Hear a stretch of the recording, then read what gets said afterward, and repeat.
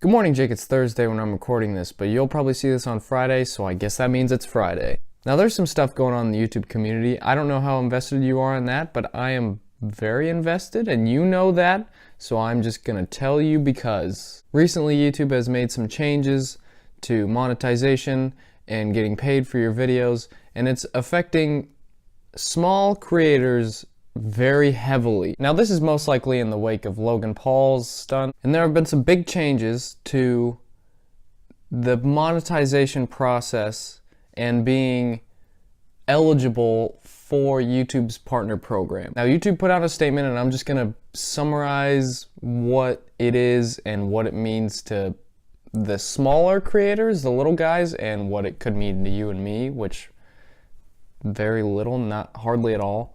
But maybe in the future, who knows? Back in April, the requirement to be eligible for the YouTube Partner Program was 10,000 lifetime views, which, you know, alright. And now they've changed the requirements to be eligible for the YouTube Partner Program to be 4,000 hours of watch time within the past 12 months and 1,000 subscribers. Now, obviously, I don't have that right now. And I didn't have 10,000 lifetime views anyway, so it doesn't, whatever. But this does affect, the little guys, They're making these changes, they say, because it will eliminate bad actors. You could just say Logan Paul. And it sucks because you have to have so much watch time, and subscribers is whatever, but you have to have so much watch time for the past 12 months. Unless you are Logan Paul or a Logan Paul type person, then it's going to be hard to get 4,000 hours of watch time for 12 months if you only have around 1,000 subscribers. Now, an example of this would be like animators, and for animation, your content is only going to be 1 to 2 minutes long.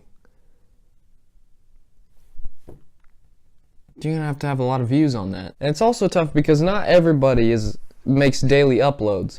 I don't even make daily uploads, and I have so much free time. And they try to explain themselves with these changes by saying, the people who were within or between the 10,000 lifetime views and between the 4,000 hours of watch time past 12 months and 1,000 subscribers, they were only making the bare minimum that you could receive on YouTube. I see both sides of the argument, you know what I mean? And they're giving a grace period to people who were already partnered with YouTube and will now not be because of the recent changes. They're giving a 30-day grace period to meet the requirements, or else they'll just be removed.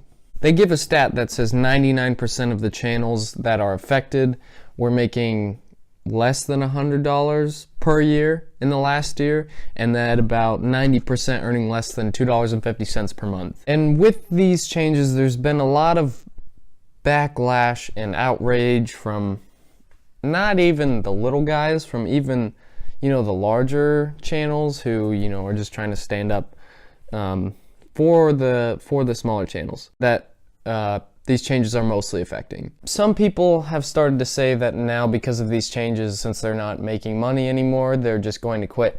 And to that I would say, if you're doing this for the money, then you might need to rethink being on here. If you're quitting because of the money, then maybe you need to rethink why you're doing this at all. And that's not, a challenge or being standoffish or being aggressive to anybody. I'm just saying, this is a creative space, and sure, it's a way to make money, and that's great. That's one of my goals someday, is to do this in some capacity for a living. But that's not number one. That might be, near the bottom of the list. I think you do something like this because you want to, not because you expect fame or fortune or any of that stuff. I mean, that's all great, and if you want that, that's fine. But I don't know. If that's your target, totally fine. But if that's your motivation, I mean, good luck to you. And because these changes are being made, a lot of people are also pushing things that are different ways for creators to make money, especially the little guys. Things like Patreon and Teespring, where you can, make merch. Something as simple as putting your logo on it or your name on it or something, which is all great. Philip DeFranco does a way better job of explaining this than I do, so I'll put a link to his video in the description.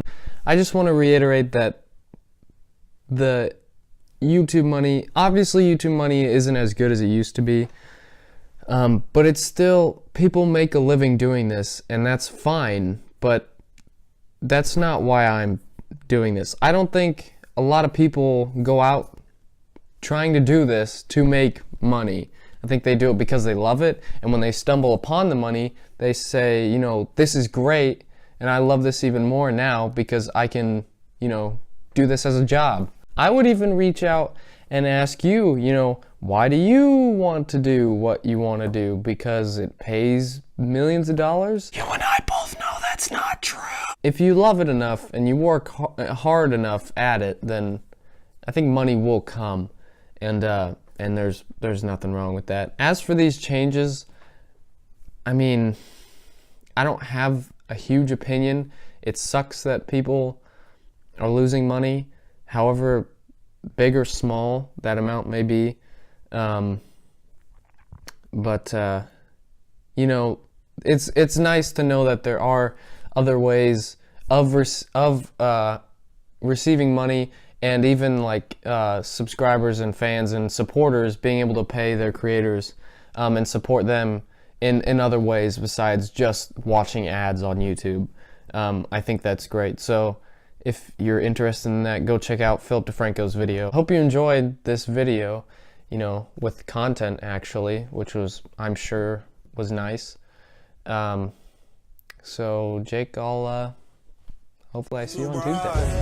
116 for life, on my squad I ride. Do you like that? I had an outro song in the description too.